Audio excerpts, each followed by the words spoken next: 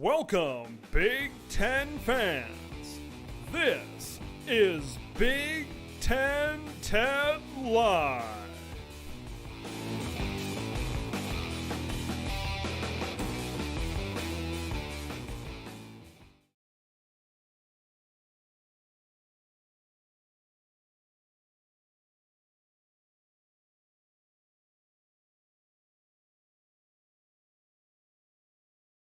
There, should probably turn my mic on for everybody to hear me. It is week -1.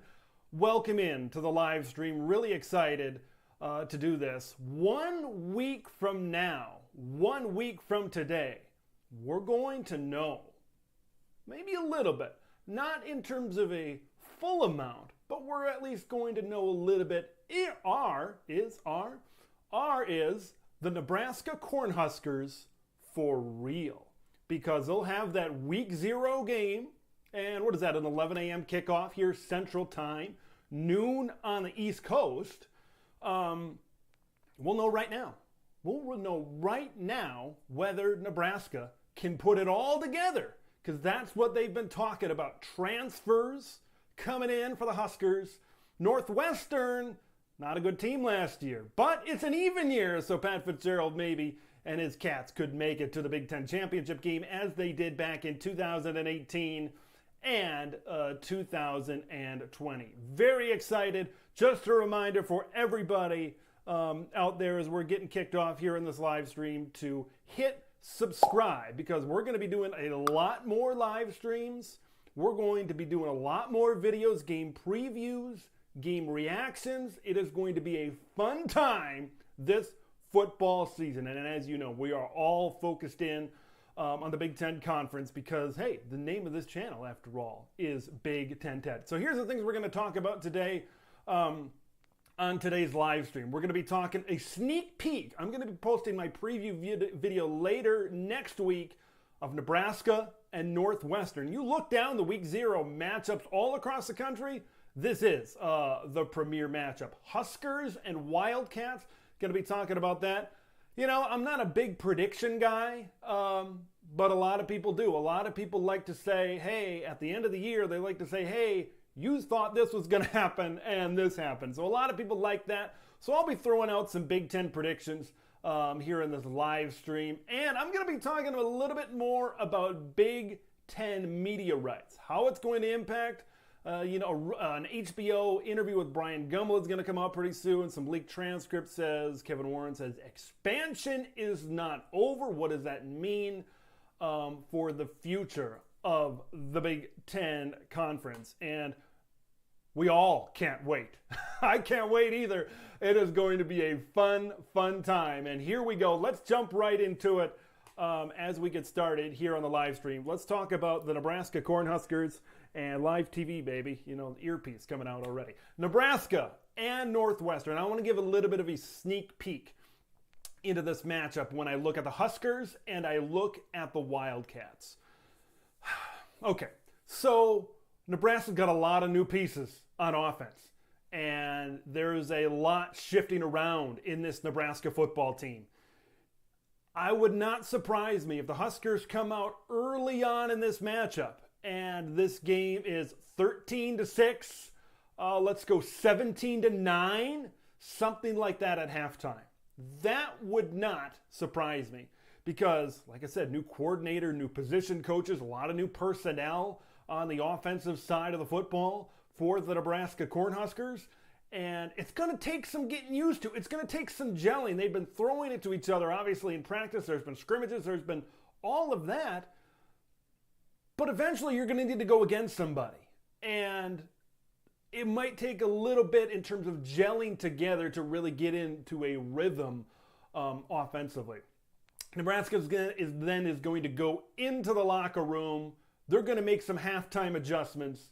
And then maybe they'll come out on the other side with the victory. But, the more I look at this matchup and I see the offensive personnel for Nebraska, and then I look at defense, of course, for Northwestern, they're losing Brandon Joseph in that secondary transfer. He's headed to South Bend to take on Notre Dame. Good luck. You get to play Ohio State. And that offense in the passing offense in the first game of the season.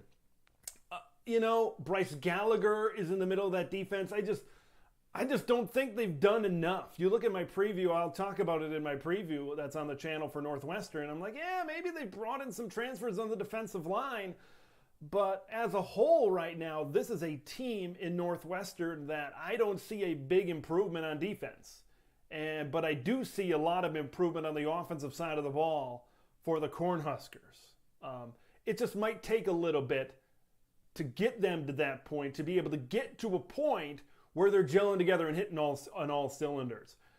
It's good that Nebraska plays Oklahoma when they do, because they're going to be able to get it going against Northwestern. They're going to be able to get it going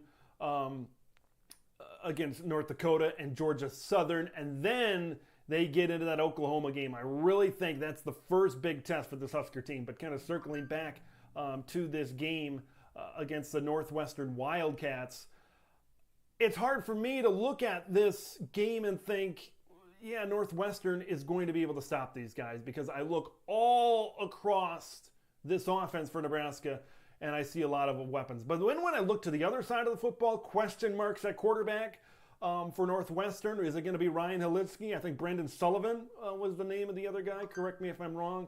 For the Wildcats in that matchup at quarterback. A lot of uncertainty. I mean, Ryan Halinsky came in. He played some last year. He was even replaced last year. And then he comes into camp, and he isn't the bona fide starter. So there's a lot of uncertainty at quarterback. That tells me Northwestern doesn't have a lot of confidence instilled in a guy like a Ryan Halinsky. And there's some uncertainty at the quarterback position. Now, given Northwestern's offense has never really been great. Okay? Even when they're good, 2018 and 2020, these are defensive physical football teams. Their offense is fine, but it's not great. Northwestern's hope, I believe, in this football game is if they can have this a one-score game, low scoring, headed into quarter number 4. Okay? Because if this game is 21-16, 20-14, something like that going into the fourth quarter, it tells me a few things. The first thing it tells me is that Northwestern is running the football and they're winning the battle at the line of scrimmage.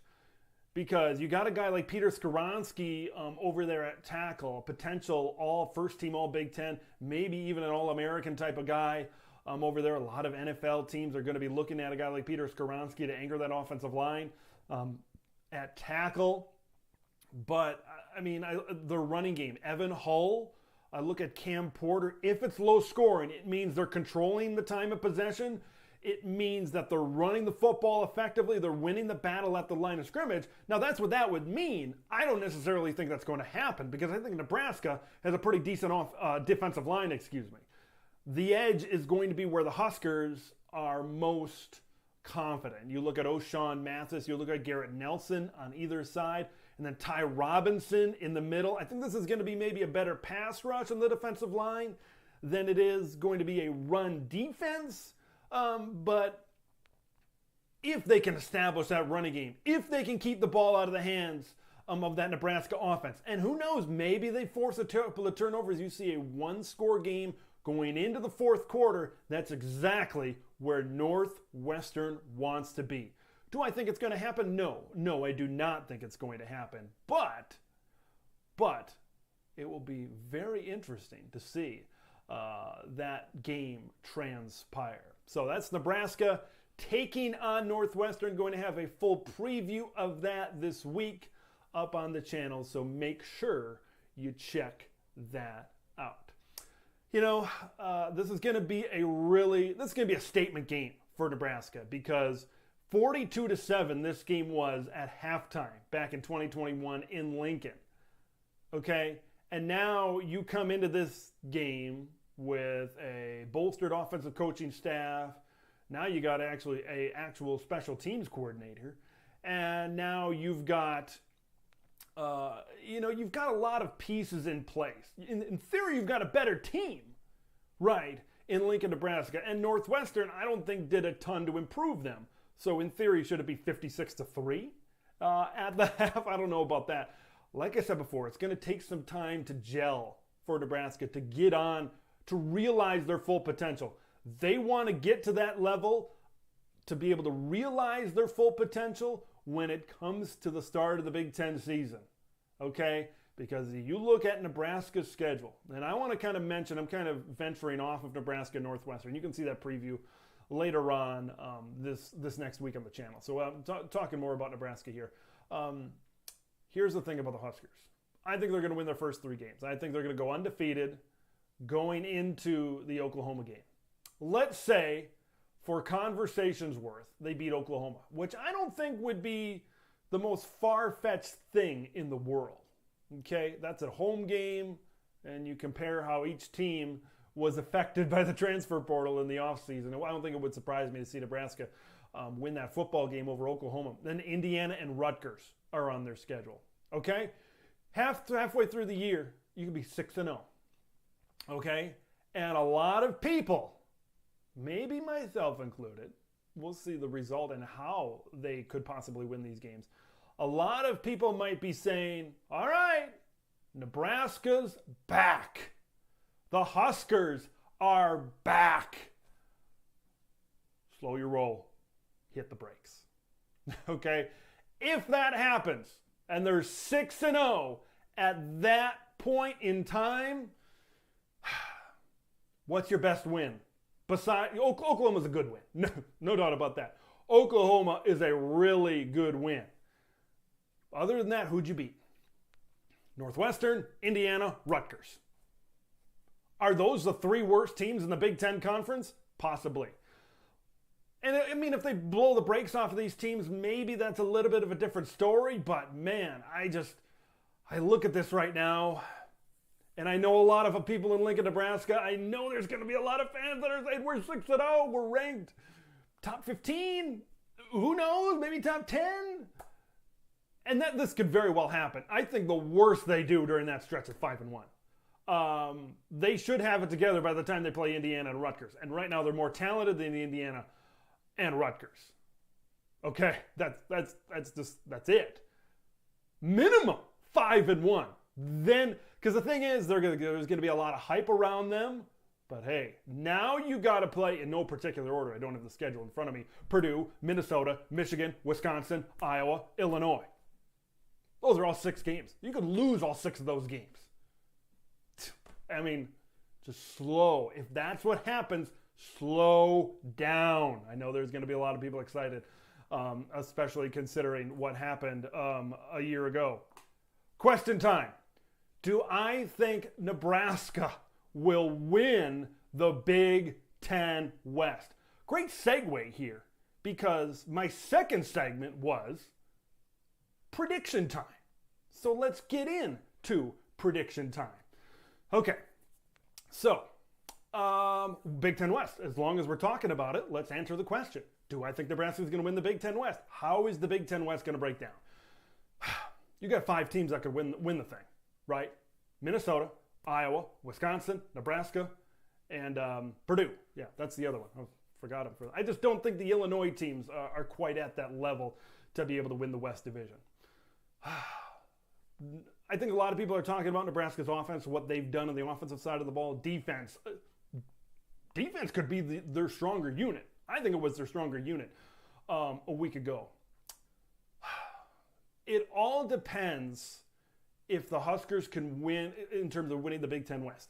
It all depends how they mesh together. When I look at their talent in a vacuum, so to speak, I look at Casey Thompson, Trey Palmer, I look at Anthony Grant, I look at all these guys, and I said, holy crap, this could be Ohio State's on a level all by themselves. This could be one of the biggest, most explosive offenses in the country. It's very difficult to predict. I just don't know. I think there's other teams that are a little bit more balanced. I like Minnesota. Okay, I'm beating around the bush here. I really like Minnesota. I think out of a lot of those teams, I believe Minnesota, probably them, and maybe I look at Iowa too. They've got a better defense, I think, than Nebraska. Not by much, though. Not by much. I mean, it's so difficult to predict with all of the new pieces coming in. You could say, hey, Trey Palmer could be great. He could also be fine. Anthony Grant could be great. He could also be fine. I mean, I don't know. I like what Minnesota has coming back because I love what PJ Fleck continues to do with this program because he constantly overachieves at Minnesota.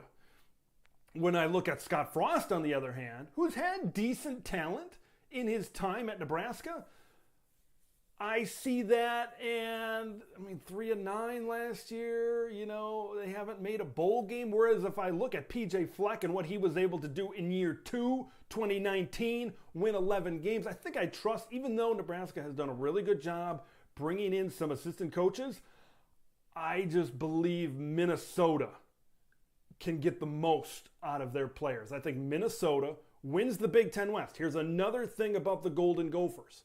Minnesota doesn't have to play Michigan, and they don't have to play Ohio State. Okay? I believe almost all of the other teams that I mentioned, okay, I'd have to pull up their schedules, I'm not positive. All of those 4 other teams that I mentioned have to play Ohio State, they have to play Michigan. Minnesota's toughest games are probably cross-division at Michigan State and at Penn State. I'm not going to sit here and say, yeah, those are winnable games. They're going to win those games. I'm just going to say it's a lot better than playing Ohio State and playing Michigan. I like the balance of Minnesota. I like the running game. Mo Ibrahim was one of the best running backs maybe in the country. I like Minnesota to win the Big Ten West. I like Ohio State to win the Big Ten East. So that's kind of where I'm at with that in terms of, do I think Nebraska, can they win the Big Ten West? Maybe to answer that question a little bit better, because I think, will they win the Big Ten West? I guess I answered, will they win the Big Ten West? No, I don't think they will win the Big Ten West. Can they? Absolutely. So maybe to answer that question, yes, they can win the Big Ten West. They have the talent to win the Big Ten West division. So that's how I see those things going on. It's hard for me to get out of my brain the Scott Frost coach teams of years past, and we haven't seen really anything with this assistant coaching staff coming in and doing their thing. We got, oh, this happened in fall camp or that happened in spring ball, but we haven't seen them in a game situation. That's why I don't think they're going to put up 42 points on Northwestern in the first half like they did in their matchup in 2021. Let's take a look at some more predictions. I got them here on my phone. So I got Minnesota winning the West. I got Ohio State winning the East. Speaking of Ohio State, Michigan, OSU, both going to be 11-0 entering their matchup late in the season. Michigan has an extremely, one of the most favorable schedules, maybe in the history of our great game. 8 games in Ann Arbor, Michigan. 8!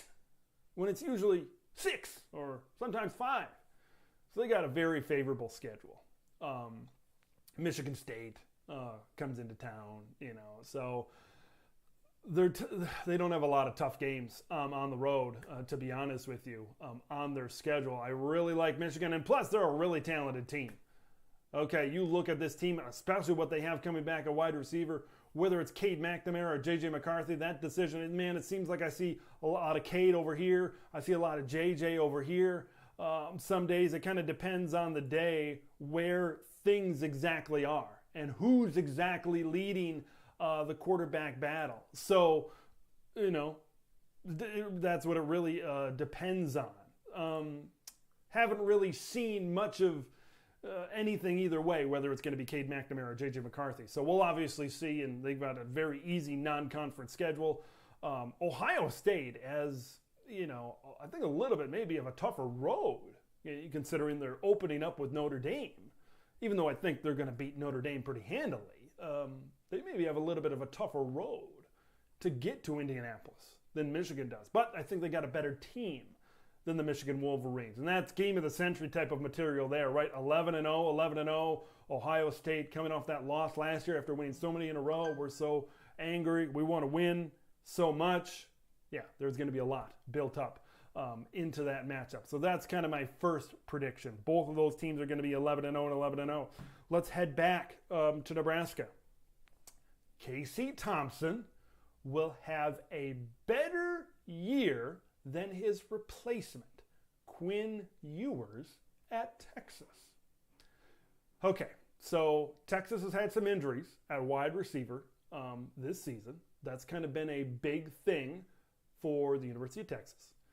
Nebraska's bringing in a lot of guys, a lot of anticipation. Remember, the offensive coordinator, Mark Whipple at Nebraska, coached a Heisman Trophy finalist in Kenny Pickett last year. So I have all the faith in guys like Mark Whipple and Mickey Joseph. I think Mickey Joseph is maybe the best coaching hire of this offseason in the Big Ten Conference. Remember, he coached the wide receivers in 2019 at LSU. Oh, just Jamar Chase and Justin Jefferson. Just two of the best young receivers in the NFL today. So, that's it. No big deal. I think he's going to get the best out of them. But, man, Casey Thompson's got experience. Quinn Ewers has played, 1-2 snaps in garbage time at Ohio State. Now you're coming into a new system at Texas. You got to play Alabama, the Big 12. It's not necessarily a cakewalk in the Big 12. With Baylor, Oklahoma State, and all the teams that they have in the Big 12. I think next year is the big jump that you see Quinn Ewers utilize his potential. But I think this year, Casey Thompson, because of what he's got around him, got that experience. I mean, he put up good numbers last year at Texas. He can sling it. If they had a defense at Texas, they might have been able to do something, a few things. So that's how I see it right now. Casey Thompson, I think is going to have a better year than Quinn Ewers. Let's head into some more predictions. Minnesota's going to bring home the pig. Minnesota's going to beat Iowa. The game is 20 minutes of where I'm sitting here right now in Minneapolis, Minnesota. I feel good about the Gophers. I think they're a lot more balanced offensively. That prediction maybe has more to do with Iowa's offense than it does Minnesota. But having the game back in Minneapolis, I think is going to be a big advantage for this Gopher team. And I look at Minnesota, and I think they're really balanced. I think their defense is going to be really good. I think their offense is going to be really good. I just think they're going to have more talent on offense than Iowa will have. I think Iowa's going to have a good defense, but maybe like last year, Iowa's defense starts off with a bang, and then it kind of sputters off a little bit. So maybe Minnesota can take advantage of that.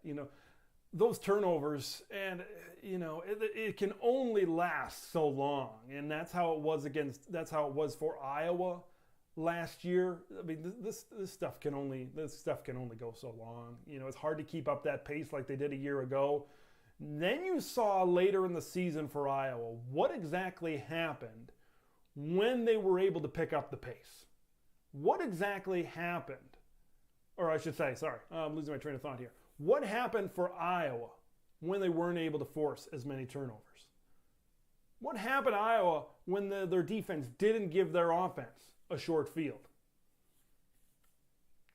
Purdue happened, they got beat. They got beat a couple of times. They had to come back to beat Nebraska when the Huskers were somewhat disciplined with the football earlier in that game. So when you're playing Iowa, you need to protect the football at all costs. I think that's going to be the big thing, because Iowa is going to have trouble taking the ball 80 yards down the field, getting into the end zone for the touchdown. That's I think what you got to realize is you got to wear this defense down, and if you go at them and you protect the football, you can have success. I think Minnesota does it. I really like the Gophers to win the Big Ten West, and that's what they need to do. They need to beat Iowa. They need to finally bring the pig, the Floyd of Rosedale, back to Minneapolis to win the Big Ten West, and that's what I think they're going to do. Ohio State plays Minnesota in the Big Ten championship game. That's, of course, the grand prediction, and Ohio State wins the Big Ten championship. I'll just kind of bounce around at some teams. Like I said, I think Ohio State and Michigan are both going to be 11-0 going into that final matchup. Michigan State and Penn State, I think both of those teams are good teams, Both of those teams are solid teams, but I just don't know talent-wise if they're on a level playing field with a Michigan or an Ohio State. That's kind of how I feel about it right now. Offensively, I think Michigan State's going to be good. I think a big question for Sparty has got to be, will the combination of Jarek Broussard and Jalen Berger be on the same page as the Kenneth Walker? I mean, you look at a guy like Jarek Broussard, and you compare him to what Kenneth Walker did at Wake Forest, and it's somewhat comparable. Okay? That's, I think, what you got to realize. That's the thing that you got to think about right now is, well, maybe they can do it. Because, well, I should say maybe they can't do it. Because, or maybe they can. I don't know. I can't make up my mind. You look at what Michigan State has, and in theory, Jarek Broussard should be able to do kind of what Kenneth Walker did, similar, comparable numbers coming out of their previous institutions. Or maybe they'll split the load a little bit with Wisconsin transfer Jalen Berger. I think their running game is going to be good. Their passing game is going to be good. With Jaden Reed, they need to find some stuff outside of Jaden Reed. Is tight end Daniel Barker that guy? Maybe in the red zone he is. I look at these teams with Michigan. Michigan is going to have a fantastic offensive line. When I look at like a Michigan and a Michigan State and that Michigan State defense, now they'll be improved. Spartans will be improved with a couple of SEC transfers and just having more experience. But it's hard for me to think that the defense is going to have a good day against the Michigan Wolverines offense. It's just I have trouble accepting that fact in that type of scenario. I look at Penn State, and they've got a good secondary. I believe they've got a very good secondary. You know, Joey Porter Jr. and Jair Brown. But once again, I just don't think that they're on a level. I think Penn State and Michigan State are more comparable. I just don't know if Penn State is at a level of a Michigan State, or I should say, of a Michigan or of a Ohio State. I just don't know. I just don't know. It's really hard for me to say that they are. Sean Clifford. I'm not a huge Sean Clifford guy. I think he's an above average quarterback. Can his weapons take him over the top with transfer Mitchell Tinsley, with Nick Singleton, with all of those guys? Can that happen? I'm just not sure. I'm just not sure. A lot of impact freshmen coming in. Could they make a difference? Could they put Penn State over the top? I don't know. There's a lot of unpredictability, which is good, which brings in a lot of interest into the Big Ten Conference. I like Purdue on the other side. Purdue's got a good passing game. You look at, they got one of the better passing games in the Big Ten. Outside of that passing game, I just don't know what else there is right now for the Purdue Boilermakers. Okay. Aiden O'Connell is a great quarterback. They've got good receivers, even though they lost their top 3 targets from a year ago. David Bell, Milton Wright, Jackson Anthrop. But their running game, their defense might be around 50th or 60th in the country. So I'm not sold. A lot of people think, hey, Purdue can win the West Division. I'm not sold on it. I don't think they have a balance like a Minnesota, and I don't think they have the balance on offense and on defense, maybe like a team like Nebraska. As long as we're talking about balance, you look at Wisconsin. You look at this Badger team, and this is a team that's no doubt about it going to be able to run the football. Braylon Allen, Ches Malusi, great combination in the backfield there for the Badgers. And the defense should be good. I don't think it's going to be quite as good as last year when you lose what you lose. But I still think the defense is going to be a really good defense, probably top 3 to 5 in the conference.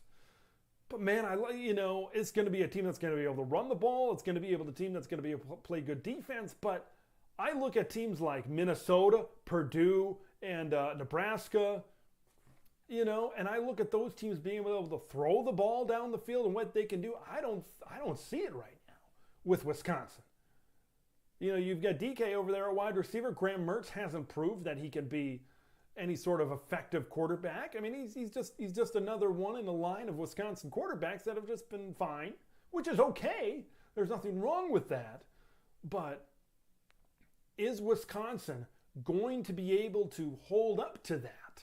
That's going to be I think, a big-time question for this Wisconsin team. When I look at teams in the West that I feel are balanced, because I think balance is the key. It's the key to life, and it's the key to winning the Big Ten West.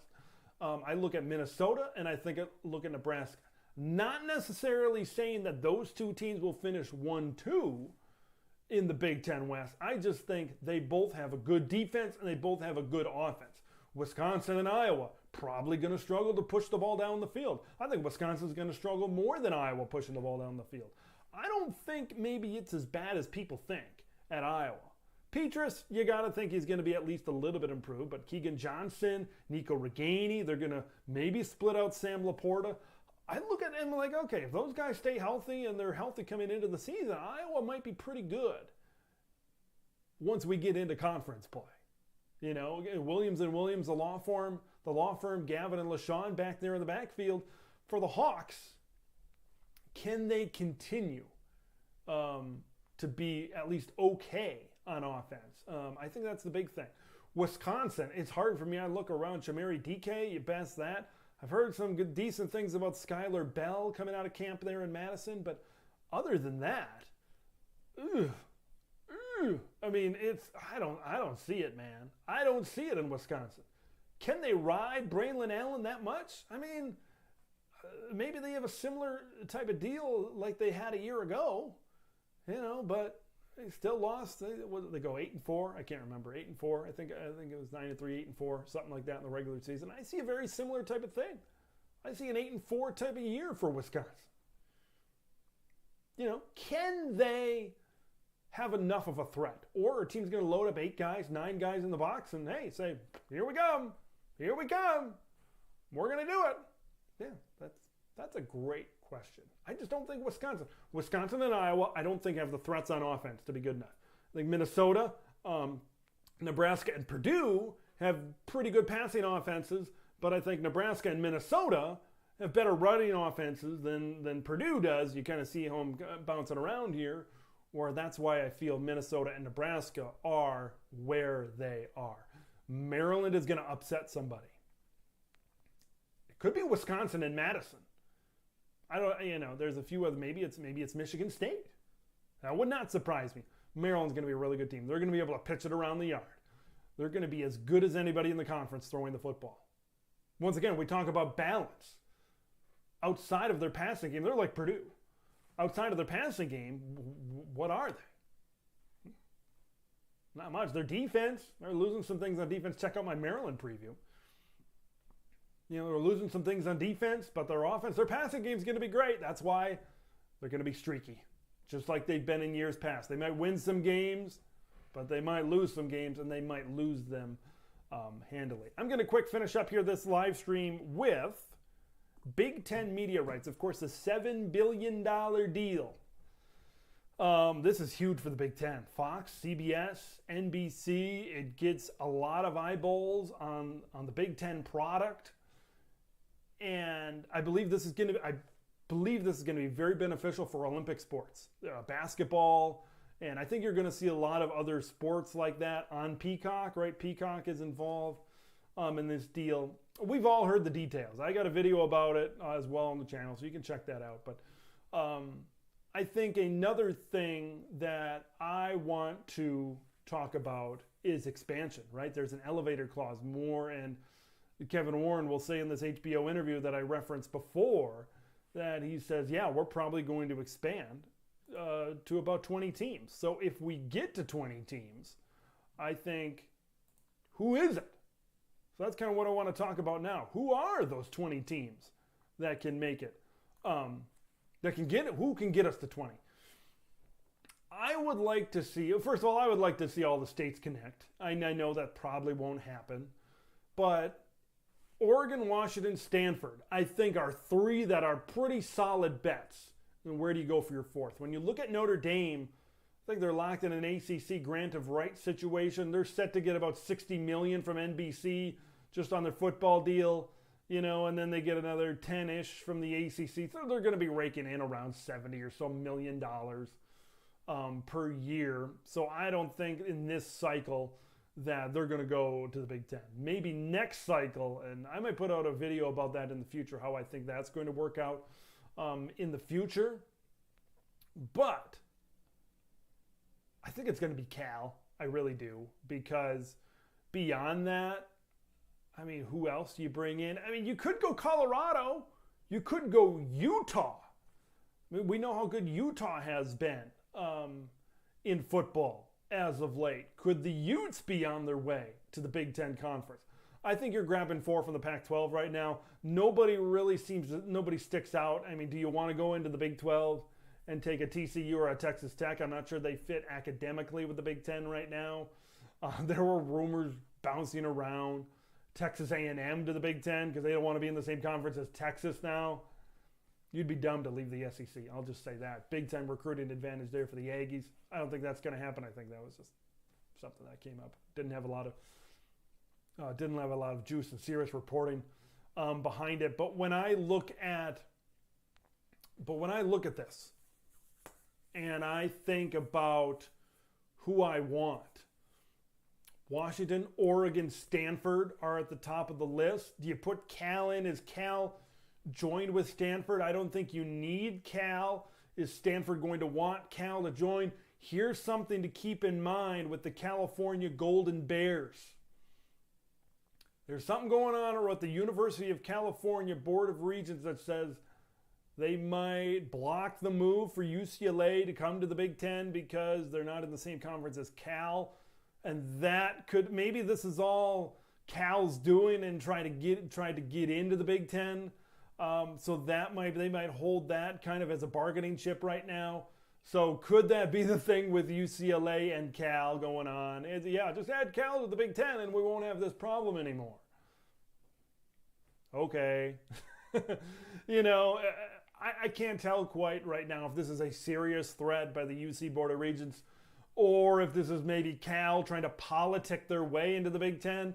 I think there are much better options than Cal. You already get the Bay Area when you bring in a team like Stanford. If the issue with Cal and UCLA is not that big of a deal, I'd consider a Utah. I'd consider a Colorado. Utah may be more than Colorado right now. Getting into that Rocky Mountain region. And Utah's been a pretty good football team, and they're pretty consistent. Now you put Utah into the Big Ten Conference, and that might be something. That might be something to keep an eye on. If the Cal issue is not that big of an issue, I would look possibly at the Utah Utes. Oregon, Stanford, Washington, and Utah, I think would be really solid additions to the Big Ten Conference to get to 20 teams. I don't think we're going to see Notre Dame or any ACC schools kind of come over until the ACC grant of rights is done in 2036. That's a long time. That is a long, long time, ladies and gentlemen. This television deal is going to bring a lot of exposure to a lot of people. Okay? That's, I think, and Kevin Warren's talking about paying players. Now, let's kind of get into that. I got ideas for that, and I might do videos on that in the future.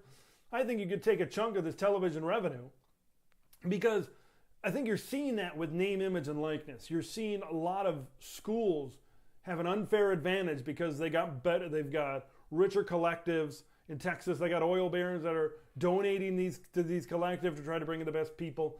You're seeing an unfair type of advantage. And maybe you'll still see that, but I'd like to see this television revenue take a chunk of it and say, okay, schools, you get $10 million every year to spend on players. That's your salary cap to spend on players. A pay-for-play situation, and there's been talk about this, is that student athletes reclassified as student workers, an employee of a student employee type of situation. I could very well see that type of thing happening. There's been talks of players unions within the Big Ten. I think I'd be in support of that as well because the players need a voice in these negotiations.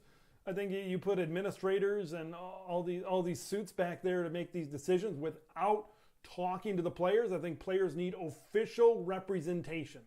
That is very important. I think they have official representation from the players so that they can get feedback on the players and the players agree to that. We're seeing a very pro-player model making its way into college athletics right now.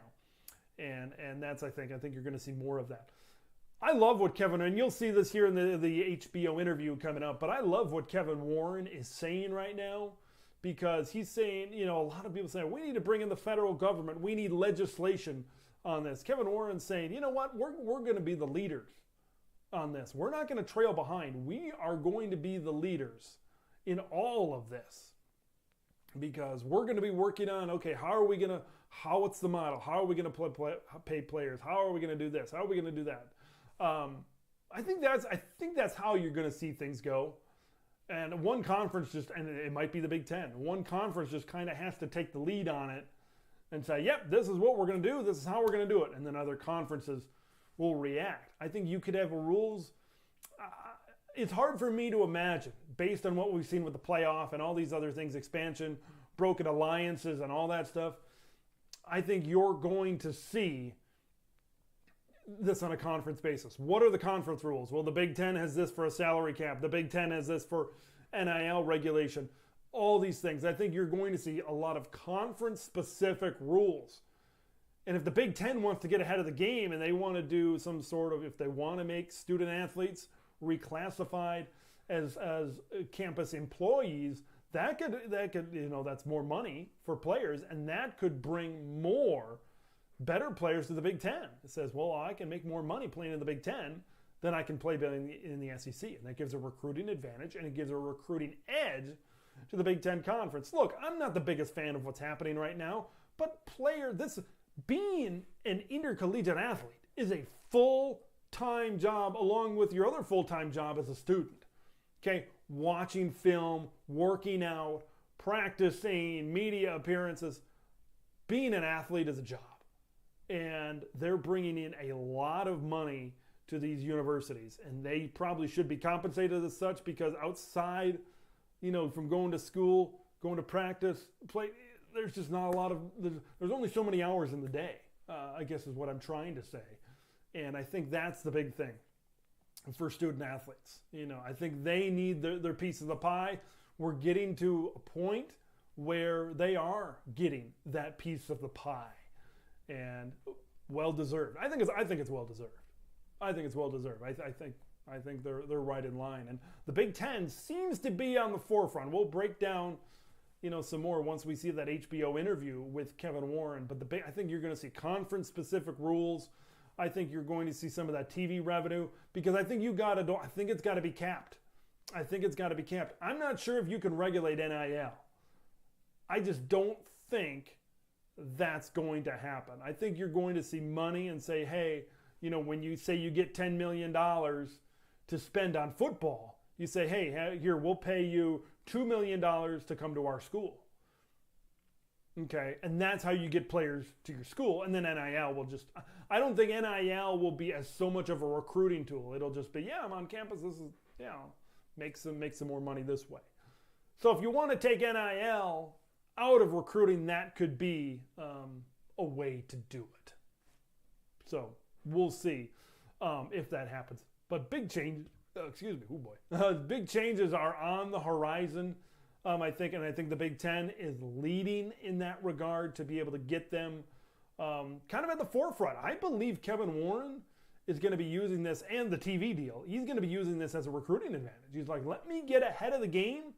Let me get, whether it's a salary cap or however, let me get a regulated policy, which there's nothing regulated, it seems like nowadays in college athletics.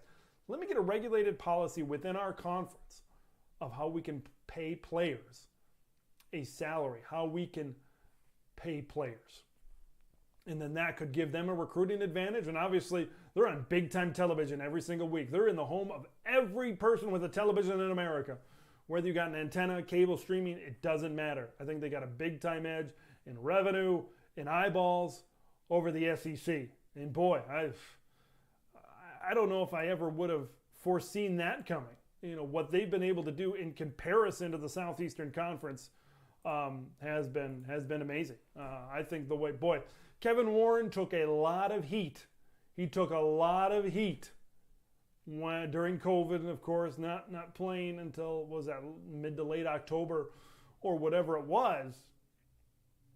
But boy, ever since then, it seems like, with USC and UCLA, and now if this TV deal and all, he's been hitting home run after home run after home run, and he appears to be a guy that's on the leading edge of creativity within this changing landscape in college athletics. Because I'm not sure a lot of people have thought about how they can get an advantage. I think Kevin Warren is thinking, how can I use the rules and regulations, and how can I structure this where I and my conference and the schools and coaches and everybody inside my conference, how can I use it to an advantage? I don't think it's going to be an advantage for long, I'll say that, because I think as soon as you say, oh yeah, $10 million salary cap, the SEC is going to come in and say, well, yeah, we're going to do that too. And then eventually, I think, because it's so hard for me to imagine these conferences working together, because they've been separate for all of eternity. They're still separate.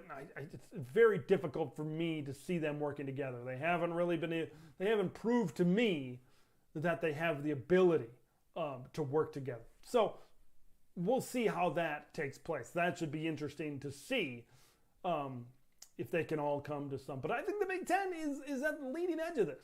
I really do. And I think it's going to be interesting to see how this thing plays out. Well, we're in week -1. Next week is week 0. Big Ten games feature Nebraska playing Northwestern in Ireland, Dublin, Ireland, and then Illinois playing Wyoming. So Illinois has got a week 0 game as well. So that should be fun to keep an eye on as well. So, going to wrap up this live stream. Just want to do a quick little video here. Wanted to try out the live stream platform. Thanks everybody for tuning in. We should have more of these coming down the pike as we get into the season. I'm looking at that weekend after Penn State, Auburn, Nebraska, and Oklahoma, Michigan State, Washington. All of those games should be good games. So I think I'm going to really try to prepare for that September 18th. September 17th is that Saturday. September 18th would be the day where that Sunday after, where we might have a live stream discussion about all of the things that happened. So this has been fun talking about all things Big Ten football leading into week 0. Make sure you subscribe to the channel. Make sure you like all the videos. Make sure you watch. It's going to be a great time. It's going to be a great season. Very, very, very, very much looking forward to it. I'm Big Ten Ted, and we'll see you down the road.